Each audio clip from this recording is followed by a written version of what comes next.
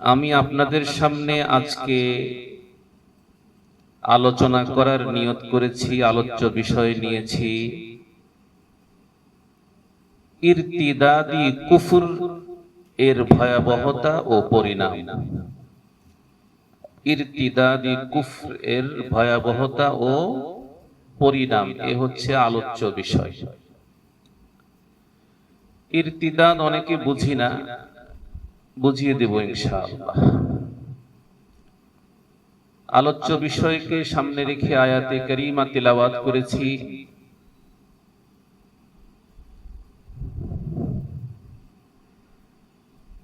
ইরতিদাদ বুঝার জন্য শুরুতে কয়েকটি কথা আমরা ভালোভাবে বুঝার চেষ্টা করব। ঈমান একটি স্থায়ী অঙ্গীকারের নাম। ঈমান একটি স্থায়ী অঙ্গীকারের নাম। ইরতিদাদ সাধারণ কুফরের চাইতেও ভয়াবহ কুফর।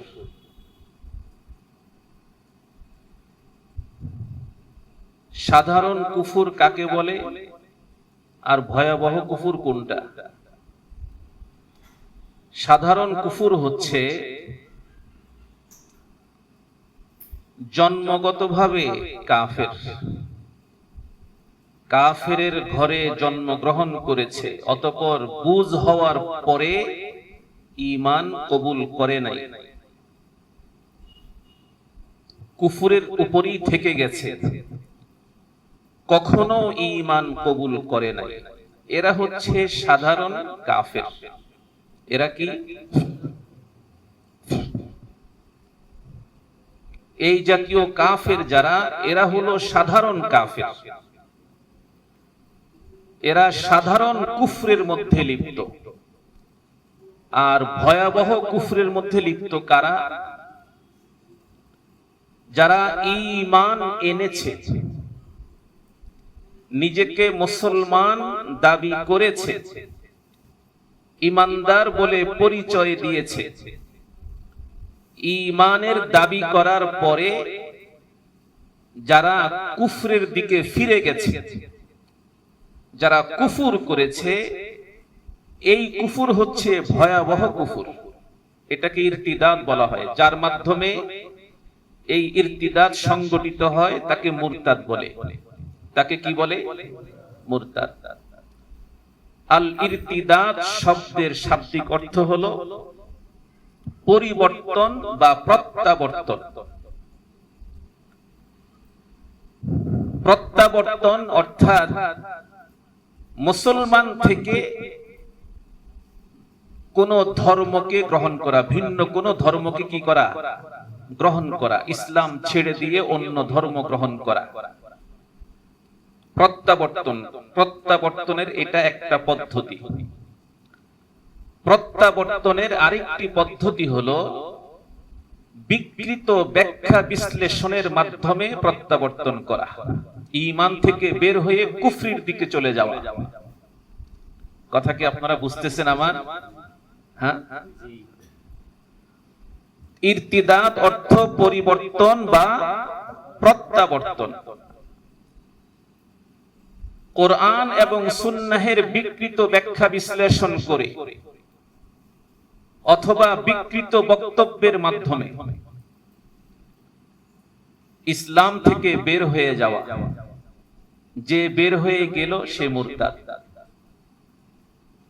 আর এই জাতীয় কুফর হলো ভয়াবহ কুফর। সাধারণ কুফরের চাইতেও এই জাতীয় কুফর বড় ভয়াবহ। এর শাস্তিও ভয়াবহ, দুনিয়াতেও আখিরাতেও। দুনিয়াতেও এই জাতীয় কুফরের মধ্যে যারা লিপ্ত তাদের শাস্তি বড় কঠিন হবে, আখিরাতের হায়াতেও বড় কঠিন শাস্তির সম্মুখীন হবে তারা। তো আমরা কি জানলাম? যে ঈমান হচ্ছে একটি স্থায়ী অঙ্গীকারের নাম, আর ইরতিদাদ হলো সাধারণ কুফরের চাইতেও ভয়াবহ কুফর। ঈমান ঈমান হচ্ছে আল্লাহ ও বান্দার মধ্যকার এক স্থায়ী অঙ্গীকারের নাম, যার কোনো মেয়াদ নাই। যে আমি এতদিনের জন্য আল্লাহ আপনার সাথে আমি চুক্তিবদ্ধ হচ্ছি যে আমি 1 মাসের জন্য অথবা 1 বছর অথবা 5 বছরের জন্য আমি ঈমান আনলাম, 5 বছর পর আমি আর ঈমানদার থাকবো না। ঈমান কি এমন নাকি স্থায়ী অঙ্গীকার? আল্লাহর সাথে বান্দার এক স্থায়ী অঙ্গীকারের নাম হচ্ছে ঈমান। এটার কোনো মেয়াদ নাই, কোনো সময় নাই যে এতদিনের জন্য, এত বৎসরের জন্য আমি ঈমানদার থাকবো, তারপরে আবার বেঈমানদের কাতারে চলে যাব না। এইভাবে ঈমান হয় না। এটা স্থায়ী অঙ্গীকার, বান্দা এবং আল্লাহর মধ্যকার এক স্থায়ী অঙ্গীকারের নাম হলো ঈমান। আল্লাহু আকবার। এই জন্য আমাদেরকে সব সময় সতর্ক থাকতে হবে, আমাদেরকে সর্বদা সতর্কতা অবলম্বন করে চলতে হবে যে আমাদের দ্বারা যাতে এমন কোন কথা এবং কাজ প্রকাশিত না হয় যেই কথা এবং কাজের দ্বারা আমার ঈমান নষ্ট হয়ে যায়, আমি ঈমান থেকে বের হয়ে যাই। এই ব্যাপারে আমাদেরকে খুব সতর্কতা অবলম্বন করতে হবে। কথা বলার সময় সতর্কতার সাথে কথা বলতে হবে। হায় হায়, বহু ঈমানদার আলেম গায়রে আলেম কথার মাধ্যমে, কথার কারণে বেঈমানদের কাতারে চলে গেছে, খবর নাই। কর্মের কারণে বেঈমান হয়ে গেছে, খবর নাই। যেমন বিধর্মীদের ধর্মীয় অনুষ্ঠান যোগদান করেছে, তাদের ধর্মের প্রশংসা করেছে, মনের অজান্তেই ঈমান চলে গেছে। রাসূলুল্লাহ সাল্লাল্লাহু আলাইহি ওয়াসাল্লামকে সাংবাদিক বলছে, ঈমানটা অটোমেটিক চলে গেছে, যদি তওবা না করে ঈমান থাকবে না। আল্লাহু আকবার। আপনারা কি আমার কথা বুঝতেছেন? হ্যাঁ, এই জন্য আমাদেরকে সব সময় সতর্কতার সাথে কথা এবং কাজ করতে হবে। এমন কথা এবং এমন কাজ যাতে আমাদের দ্বারা প্রকাশিত না হয় যেই কথা এবং কাজের দ্বারা আমাদের ঈমানটা নষ্ট হয়ে যায়। এই রকম কাজ আমরা করব না। এটা হলো 1 নম্বর কাজ আমাদের নিজেদের ঈমানকে হেফাজত করার জন্য, ঈমান রক্ষা করার জন্য এটা আমাদের 1 নম্বর দায়িত্ব। মনে থাকবে না ইনশাআল্লাহ? 2 নম্বর দায়িত্ব হলো আল্লাহ পাক রব্বুল আলামিন আমাদের ঈমানের হেফাজতের জন্য একটা দোয়া শিক্ষা দিয়েছেন আমাদেরকে। আউযু বিল্লাহি মিনাশ শাইতানির রাজীম।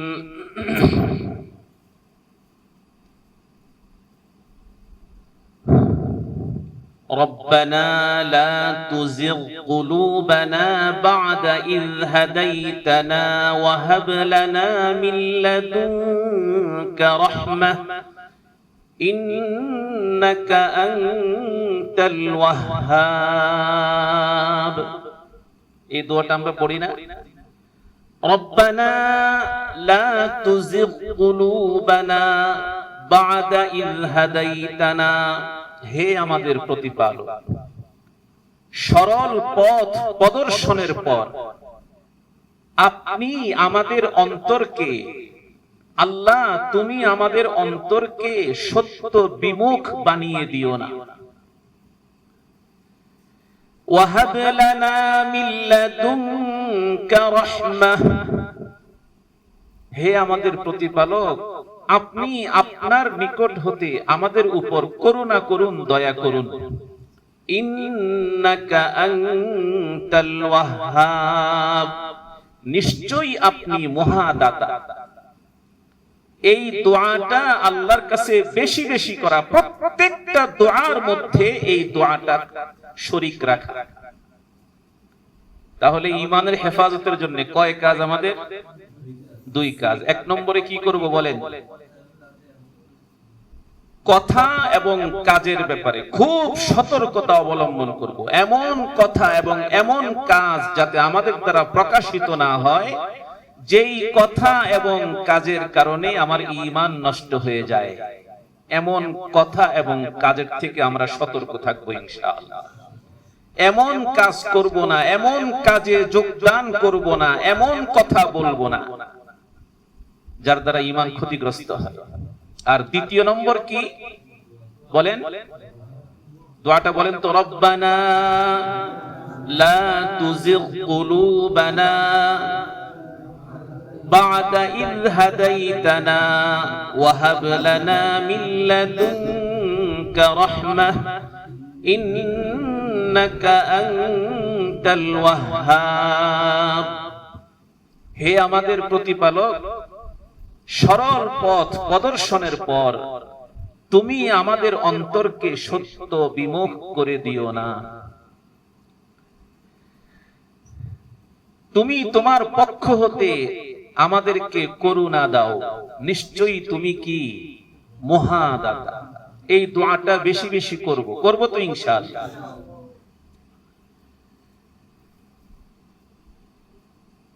আল্লাহ পাক রব্বুল আলামিনের নিকট ওই বান্দার ঈমান সবচেয়ে বেশি গ্রহণযোগ্য যেই বান্দা তার ঈমানের উপর অবিচল থাকে। সুবহানাল্লাহ। আল্লাহ পাক রব্বুল আলামিনের নিকট ওই বান্দার ঈমান সবচেয়ে বেশি গ্রহণযোগ্য যে তার ঈমানের উপর কি থাকে? অবিচল থাকে। ঈমান নষ্ট হয় এমন কোন কর্ম সে করে না, এমন কোন কথা বলে না, অবিচল থাকে। যতই ঝড় তুফান আসুক না কেন, শক্ত বাধা, শক্ত জুলুম আসলেও সে কি করে না? ঈমান থেকে টলে না। আল্লাহু আকবার। ঈমানের উপর অবিচল থাকে, অবিচল শক্তভাবে অবস্থান করে। এই রকম ব্যক্তির ঈমান আল্লাহ পাক রব্বুল আলামিনের নিকট গ্রহণযোগ্য। সুবহানাল্লাহ। আউযু বিল্লাহি মিনাশ শাইতানির রাজীম। ইন্নাল্লাযীনা ক্বালু রাব্বুনাল্লাহ সুম্মা ইসতাকামু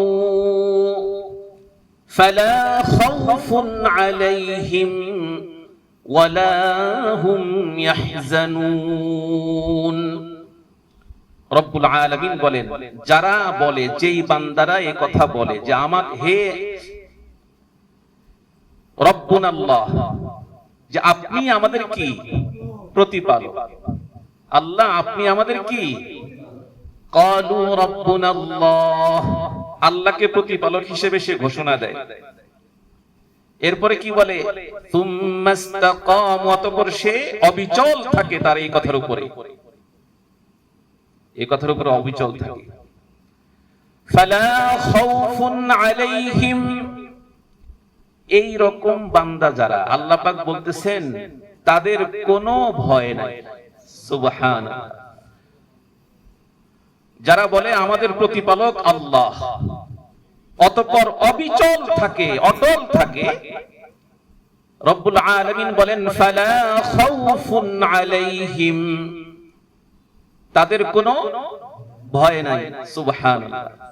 ওয়ালা হুম ইয়াহজানুন। এরপরে কি? এরপরে হলো এরা কখনো দুঃখিত হবে না। সুবহানাল্লাহ বলে। উলাইকা আসহাবুল জান্নাহ, উলাইকা আসহাবুল জান্নাহ।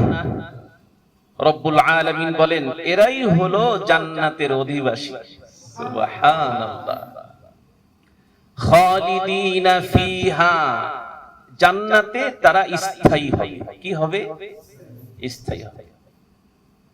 জাযাআম বিমা কানু ইয়া'মালুন। এই যে তারা জান্নাতি এবং জান্নাতি স্থায়ী হবে, এটা কেন? দুনিয়াতে তারা আল্লাহকে তাদের রব হিসেবে গ্রহণ করেছে আর এই কথার উপর তারা অবিচল থেকেছে। এই কর্মের কারণে, তাদের এই কাজের কারণে এরা জান্নাতি হবে আর জান্নাত হবে তাদের স্থায়ী নিবাস। সুবহানাল্লাহ। তো কি বুঝলাম আমরা? এক কথায় ইমানদার বান্দা হিসাবে আল্লাহর কাছে গ্রহণযোগ্যতা পাবে ওই ব্যক্তি, ওই বান্দা যে তার ঈমানের উপর অবিচল থাকবে। একটা ঘটনা শোনাই। আল্লাহু আকবার। 363 সনের ঘটনা, 363 সনের ঘটনা। পৃথিবী বিখ্যাত একজন মুহাদ্দিস হযরত ইমাম আবু বকর মুহাম্মদ ইবনে আহমদ আন-নাবলুসি রাহিমাহুল্লাহ একজন বিখ্যাত মুহাদ্দিস ছিলেন, বড় আলেম ছিলেন। ফাতিমি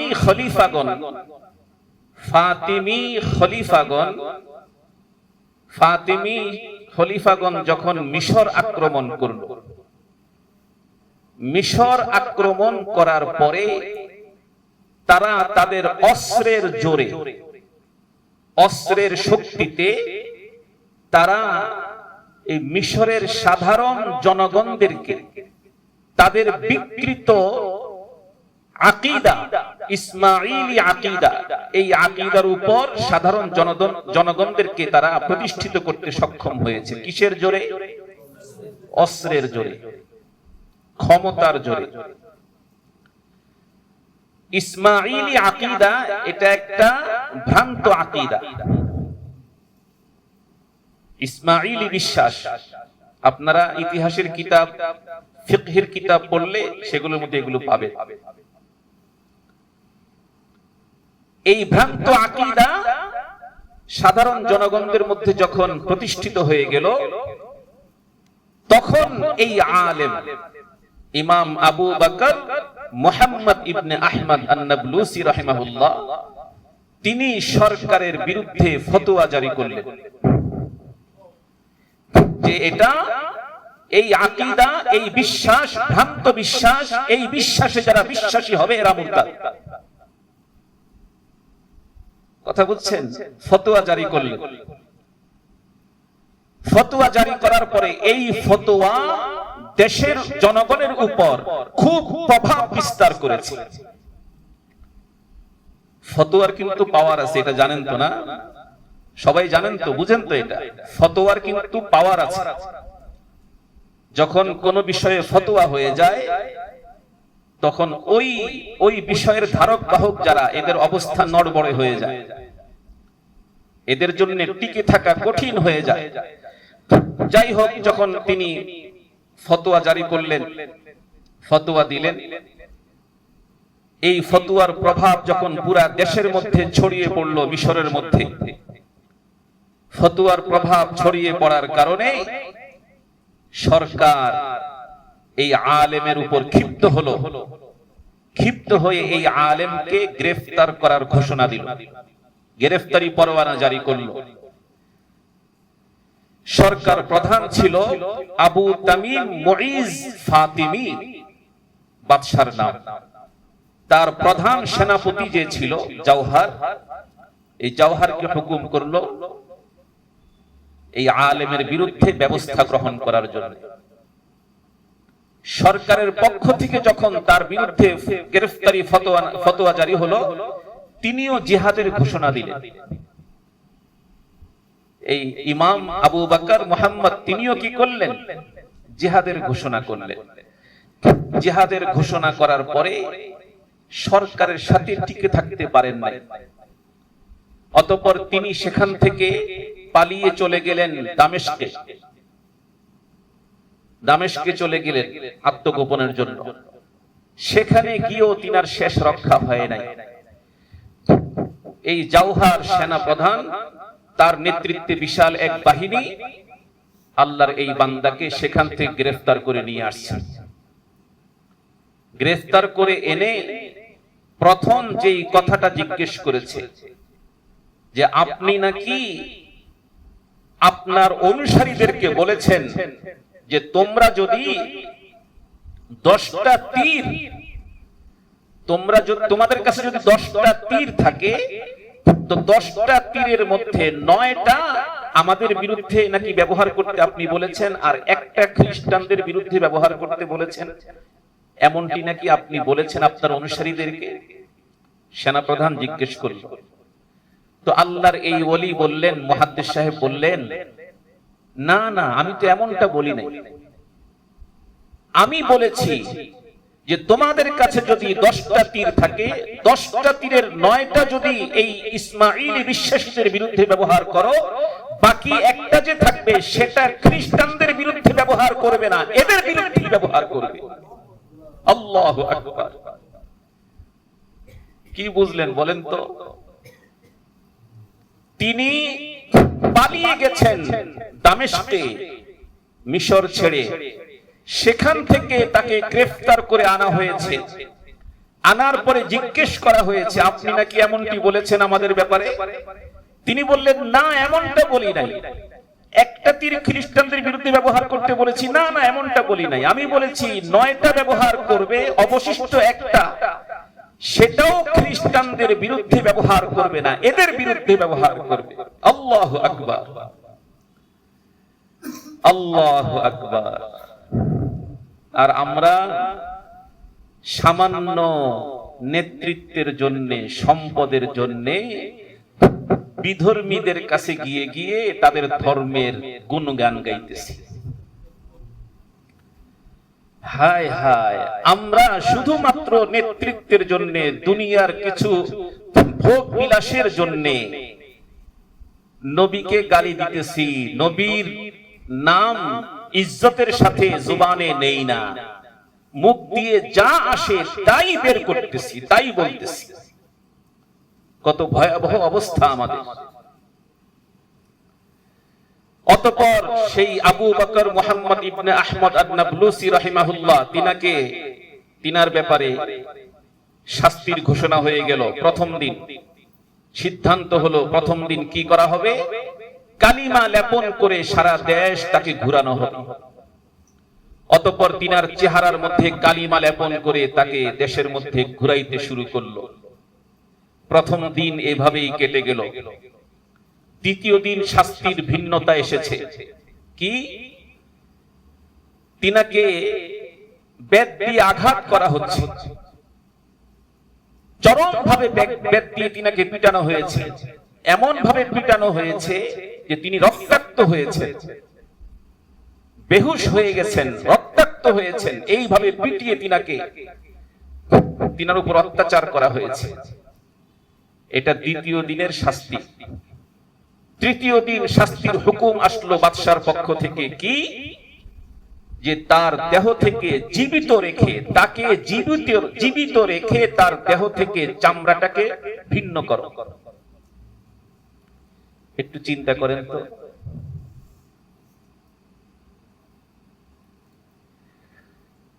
অতঃপর বাদশার হুকুম অনুযায়ী এই সেনা প্রধানের নেতৃত্বে আল্লাহর এই বান্দার, এই ইমাম আবু বকর মুহাম্মদের দেহ থেকে চামড়া বিচ্ছিন্ন করার জন্য মাথা থেকে কাটতে শুরু করল। মাথার চামড়া থেকে কাটা শুরু করেছে। কাটতে কাটতে বুক পর্যন্ত আসছে। কোন পর্যন্ত? এই যে সময়টা মাথা থেকে বুক পর্যন্ত তার চামড়াটাকে যে তারা কাটতেছে, ইতিহাসের মধ্যে তিনার জীবনী এইভাবে লেখা হয়েছে যে একটি বারের জন্য তিনি উফ শব্দটি ব্যবহার করেন না। তাহলে কি করতেছিলেন? কুরআনুল কারীমের একটা আয়াত তেলাওয়াত করতেছিলেন। কুরআনুল কারীমের একটা আয়াত তেলাওয়াত করতেছিলেন। আউযু বিল্লাহি মিনাশ শাইতানির রাজীম ওয়া কানা আমরুল্লাহি কদরাম মাকদুরা। যে আল্লাহর সিদ্ধান্ত সুনিশ্চিত। আয়াতের অর্থ আল্লাহর সিদ্ধান্ত সুনিশ্চিত। ওয়া কানা আমরুল্লাহি কদরাম মাকদুরা। আচ্ছা, একটু চিন্তা করেন তো, চামড়াগুলো দেহ থেকে বিচ্ছিন্ন করা হচ্ছে আর ওই লোক তার জবান দিয়ে এই আয়াত তিলাওয়াত করতেছে, কোনো আহ শব্দ বলছেন না। হায় হায়, যেই পাষাণ তার এই দেহ থেকে চামড়াকে বিচ্ছিন্ন করতেছিল, যারা কয়েকজন, এদের মধ্যে একজন, আচ্ছা পাষাণের পক্ষে তো এটা সম্ভব না সহ্য করা। আপনারা বলেন না, সহ্য করা কি সম্ভব? এই বুক পর্যন্ত যখন আসছে তখন আর এক ব্যক্তি সহ্য করতে পারে নাই, চিন্তা করলো তাকে মেরে ফেলি, তাহলে তার কষ্ট হবে না, অতঃপর কাটি, অতঃপর তার বুক দিয়ে তরবারি ঢুকিয়ে দিল, এপার ওপার করে দিল, তিনি ইন্তেকাল করলেন, আল্লাহর সান্নিধ্যে চলে গেলেন। কিন্তু একটি বারের জন্য জালেমদের কাছে এই প্রস্তাব করেন নাই, এই প্রস্তাব রাখেন নাই যে আমাকে তোমরা ক্ষমা করে দাও, আমি তোমাদের এই ইসমাঈলী বিশ্বাস নিজেই গ্রহণ করলাম। একটা বারের জন্য বলেন না আল্লাহু আকবার। ফানুস बनके जिसकी हिफाजत हवा करे, वो शमा दिया मुझे जिसको रोशन खुदा करे। फानूस बनके जिसकी हिफाजत हवा करे, वो शमा दिया मुझे जिसको रोशन खुदा करे।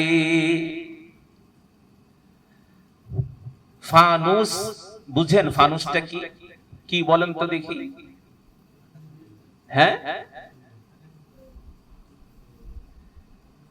যার ভিতরে কি থাকে? হ্যাঁ, যার ভিতরে আলো থাকে, আলো। ফানুস बनके जिसकी हिफाजत हवा करे, হাওয়াটা ফানুস বনে নিজেই ওই আলোর কি করে? সংরক্ষণ করে, হেফাজত করে। আল্লাহ পাক রব্বুল আলামিন যেই প্রদীপ জ্বালিয়েছেন, ঈমানের যেই নূর মানুষের দিলের মধ্যে, ঈমানদারদের দিলের মধ্যে জ্বালিয়েছেন, সেইটা নিভিয়ে দিবে এমন কেউই নাই। আল্লাহু আকবার। তো আমরা কি বুঝলাম? أعوذ بالله من الشيطان الرجيم إن الذين قالوا ربنا الله ثم استقاموا, যারা বলবে আমাদের প্রতিপালক কে? আল্লাহ, অতঃপর এই কথার উপর কি থাকবে? অবিচল থাকবে। তাতানাজ্জালু আলাইহিমুল মালাইকা। আল্লাহু আকবার।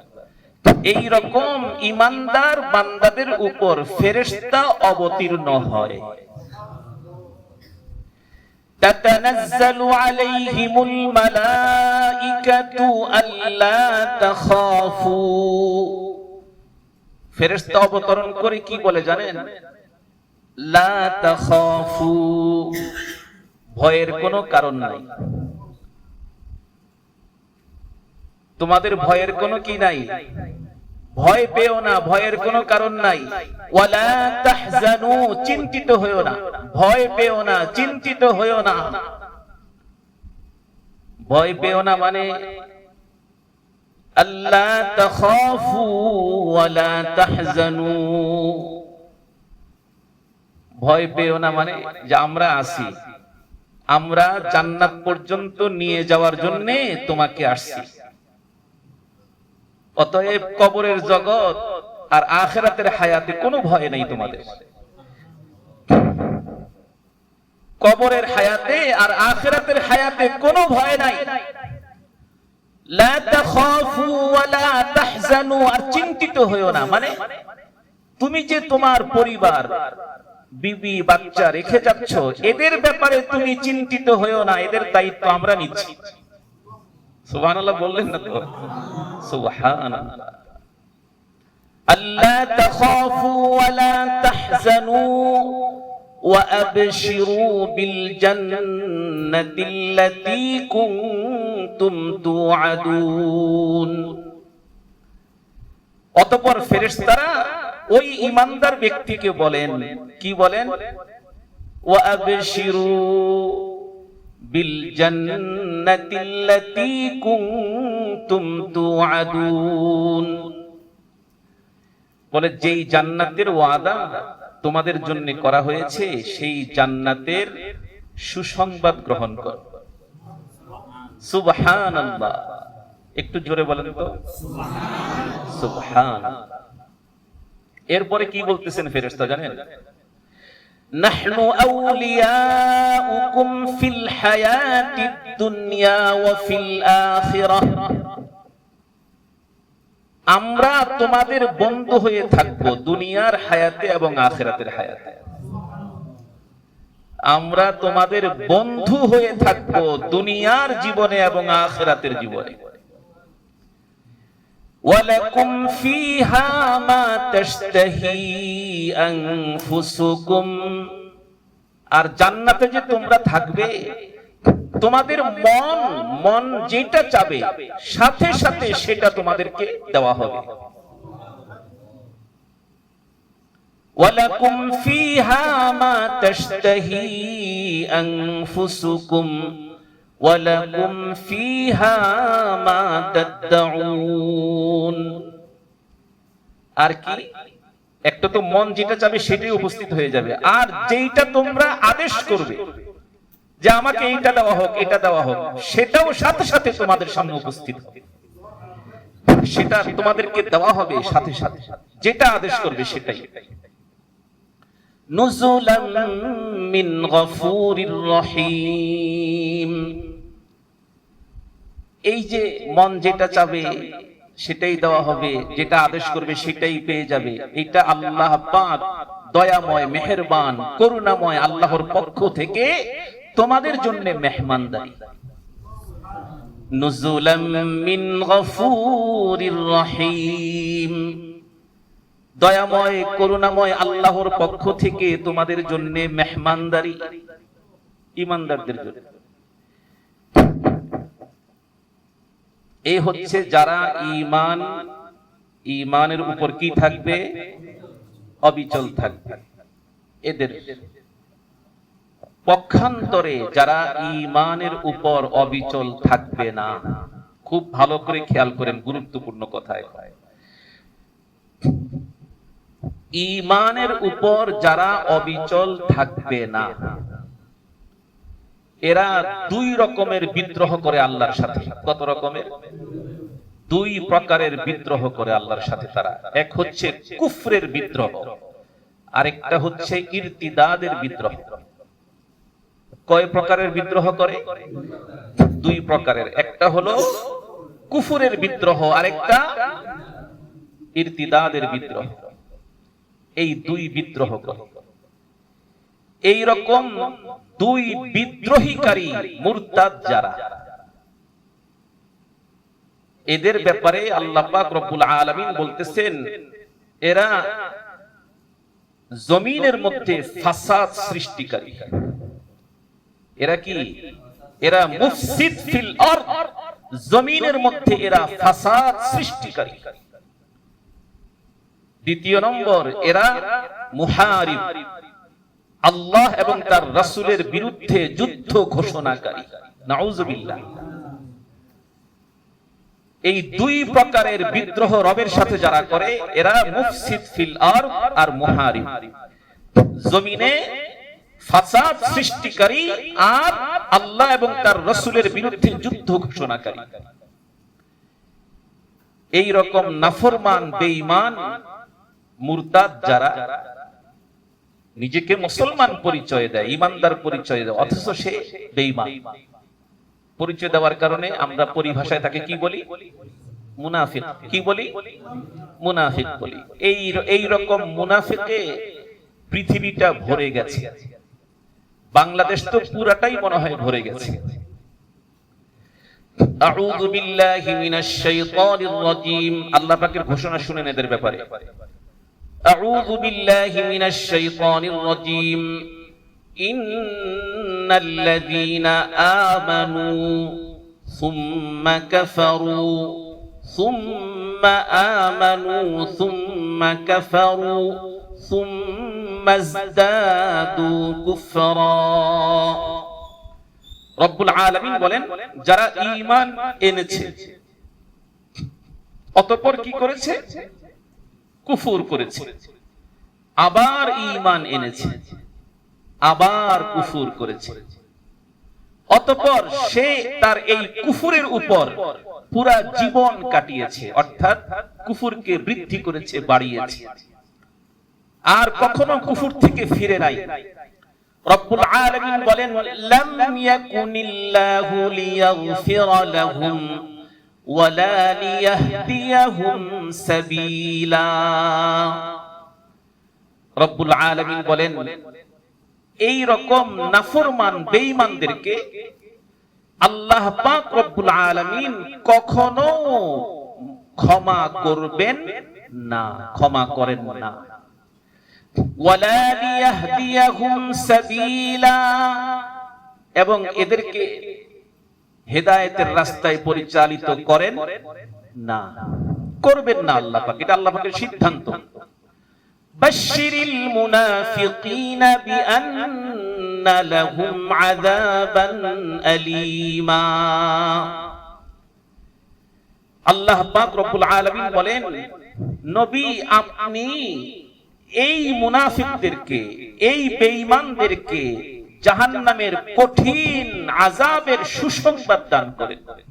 নাউযুবিল্লাহ। এখানে আল্লাহ পাক আযাবকে সুসংবাদ বলেছেন তিরস্কার করে। কি করে? এই জাতীয় বেঈমানদেরকে তিরস্কার করে আল্লাহ পাক আযাবকে সুসংবাদ বলেছেন। الذين يتخذون الكافرين أولياء من دون المؤمنين। এই যে এদেরকে যে এদের আযাব আল্লাহ পাক দিবেন, এবং এই আযাবকে যে, এদিকে আসেন মাওলানা সাহেব, এদিকে আসেন। الذين يتخذون الكافرين أولياء من دون المؤمنين। আল্লাহ পাক এদের পরিচয় বয়ান করতেছেন যে যারা ঈমানদারদেরকে ছেড়ে দিয়ে বেঈমানদেরকে বন্ধু বানায়, বন্ধু হিসেবে গ্রহণ করে। ছেড়ে দেয় কাদেরকে? ঈমানদারদেরকে ছেড়ে দেয়। বন্ধু বানায় কাদেরকে? বেঈমানদেরকে। বেঈমানদেরকে বন্ধু বানায়, তাদেরকে কাছে টানে, গলায় গলা লাগায়, মুহাব্বত তাদের কাছে প্রকাশ করে। ঈমানদারের সামনে মুহাব্বত প্রকাশ করে না, বরং ঈমানদারের সামনে ক্ষোভ প্রকাশ করে। কথা বুঝতেছেন আপনারা?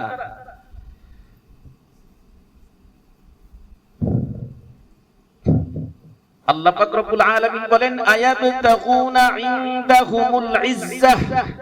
তারা কি বেঈমানদের কাছে ইজ্জত চায়, সম্মান চায়? ফাইন্নাল ইজ্জাতা লিল্লাহি জামিআ। সমস্ত ইজ্জত কার? জোরে বলেন। সমস্ত ইজ্জত আল্লাহ। আর এই মুনাফিকরা ইজ্জত চায় কার কাছে? বেঈমানদের কাছে। এই বেঈমানদের কাছে ইজ্জত চায়, এজন্যই তাদের উপাসনালয়ে যায়। কথা বুঝেন তাই? এই জন্য যায়। এই জন্য যারা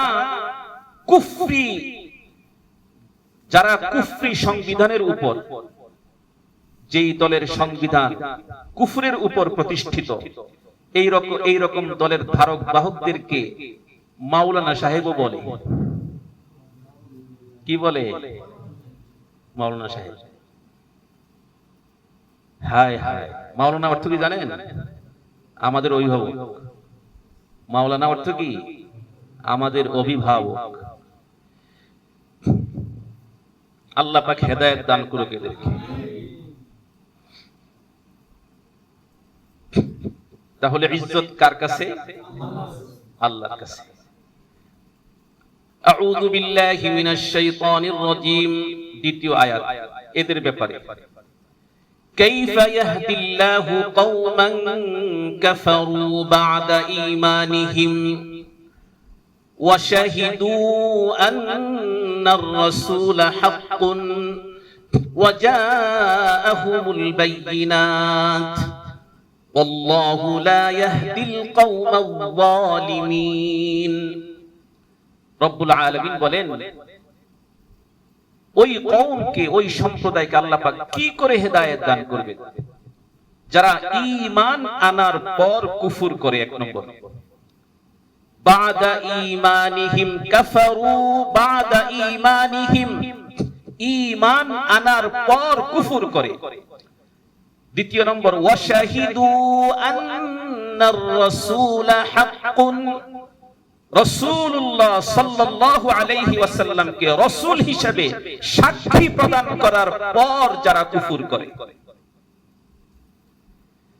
ওয়াজাআহুমুল বায়িনাত, তিন নম্বর, তাদের কাছে আল্লাহর নিদর্শনাবলী আসার পর যারা কুফর করে।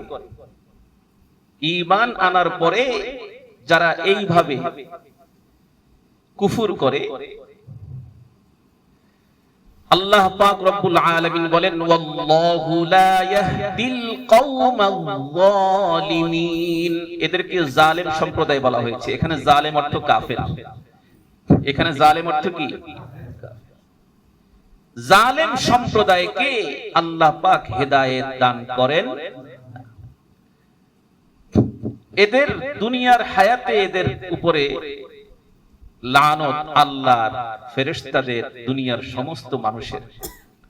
উলাইকা জাযাউহুম আন্না আলাইহিম লা'নাতাল্লাহ, এই সমস্ত বেঈমান নাফরমানদের উপরে আল্লাহর লানত। ওয়াল মালাইকাতি, সমস্ত ফেরেশতাদের লানত। ওয়ান নাসি আজমাইন, সমস্ত মানুষের লানত এদের উপর। কারণ এদের কারণে জমিনের মধ্যে অশান্তি হয়, এদের কারণে আল্লাহর রহমত জমিন থেকে চলে যায়, আযাব গজব নাজিল হয় জমিনে। এদের কারণে, এদের কারণে ভালো মানুষগুলো ওই আযাবের সম্মুখীন হয় এদের কারণে। রব্বুল আলামিন বলেন, খালিদিনা ফিহা, এদের স্থায়ী নিবাস হবে জাহান্নাম। জাহান্নামে এরা স্থায়ী হবে। লা ইউখাফফাফু আনহুমুল আযাবু ওয়া লা হুম ইউনযারুন, জাহান্নামে এদের আযাব কমানো হবে না এবং সেদিন এদেরকে অবকাশ দেয়া হবে না, ছাড় দেয়া হবে না, বিন্দু পরিমাণ ছাড় দেয়া হবে না এদেরকে।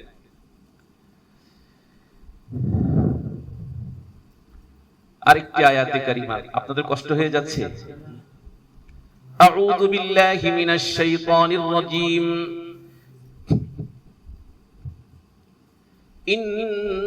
ইন্নাল্লাযীনা কাফারু ওয়া মাতু ওয়া হুম কুফফারুন ফালান ইউকবালা মিন আহাদিহিম মিলউল আরদি যাহাবান ওয়ালাউ ইফতাদা বিহি أولئك لهم عذاب أليم وما لهم من ناصرين।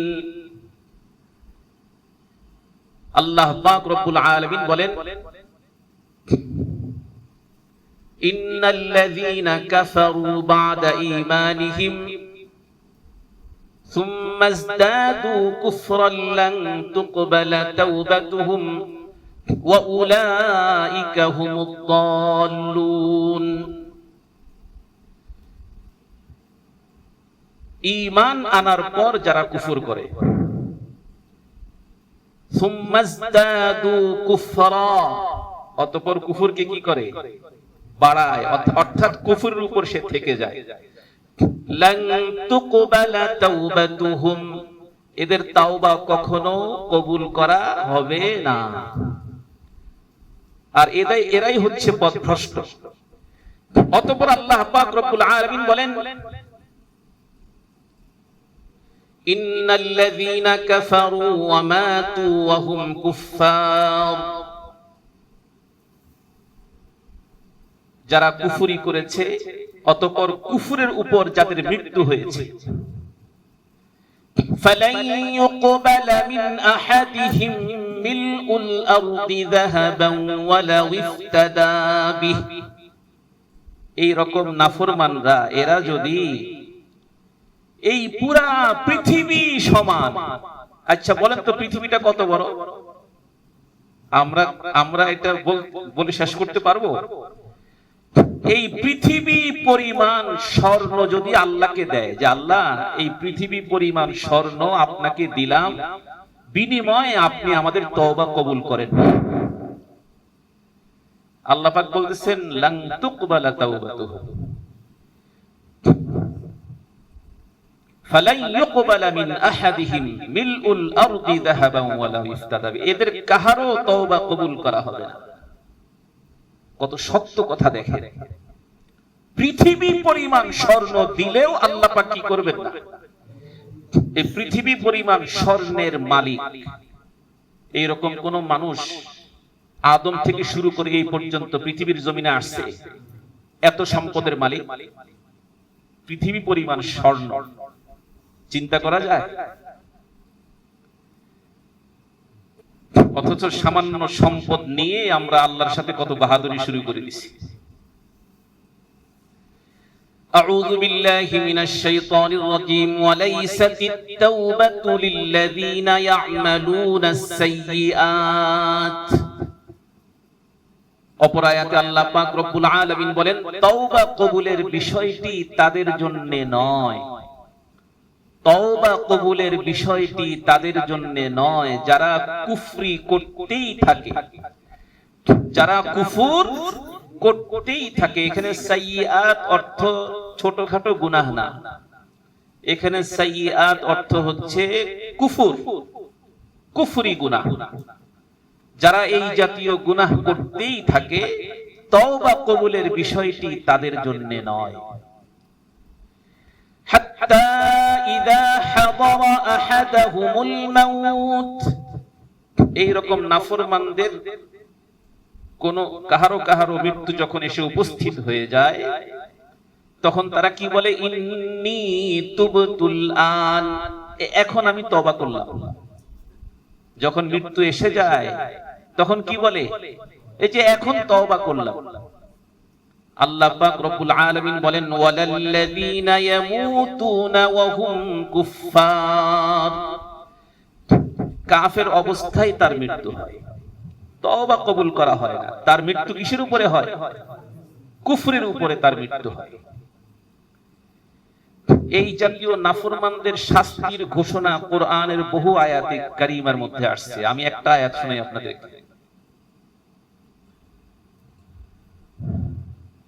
আউযু বিল্লাহি মিনাশ শাইতানির রাজীম, ইন্নামা জাযাউল লাযীনা ইউহারিবুনাল্লাহা ওয়া রাসূলাহু, যারা আল্লাহ এবং তার রাসূলের বিরুদ্ধে যুদ্ধের ঘোষণা করে অথবা যুদ্ধে লিপ্ত হয়, তাদের পরিণাম, তাদের শাস্তি কি? শুধু যুদ্ধ ঘোষণা করছে এখানেই ক্ষান্ত নয়, ওয়ায়াসআউনা ফিল আরদি ফাসাদা, এবং জমিনের মধ্যে ফাসাদ ছড়িয়ে দেয়। এই রকম অন্যায় যারা করে এদের শাস্তি কি? আইয়ুকাত্তালু, আল্লাহ পাক বলতেছেন এদেরকে হত্যা করা হবে, এদেরকে হত্যা করো। আও ইউসাল্লাবু, শুলিতে চড়িয়ে হত্যা করো। আও তুকাত্তা আইদিহিম, এদের উভয় হাত কেটে দাও। ওয়া আরজুলুহুম মিন খিলাফ, এবং উভয় পা পিছনের দিক থেকে কেটে দাও। এই খিলাফ মানে হলো, এক ব্যাখ্যায় আসছে এটা ডান পা বাম হাত, ডান হাত বাম পা, এইভাবে কেটে দাও।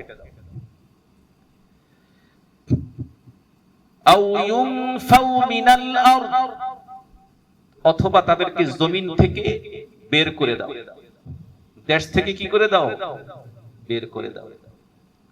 যালিকা লাহুম খিজিয়ুন ফিল হায়াতিদ দুনিয়া, এটা হচ্ছে তাদের দুনিয়ার হায়াতের শাস্তি।